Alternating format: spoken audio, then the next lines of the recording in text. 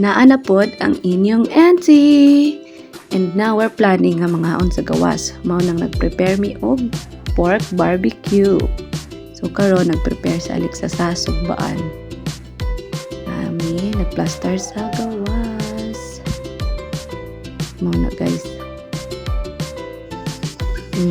So diba? Excited lang ang peg.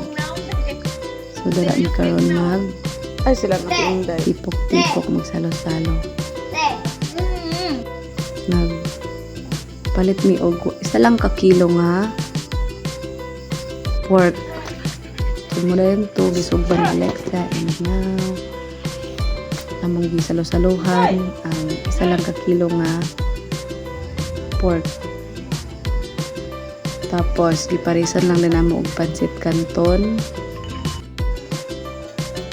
Sumuto ngaon mi nanihapon mi para happy ang all.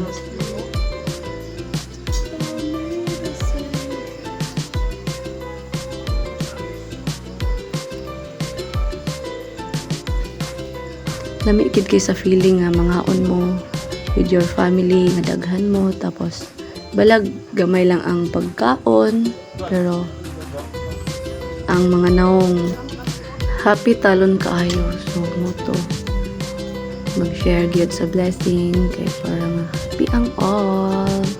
Palagi nagmay. God bless us guys. God bless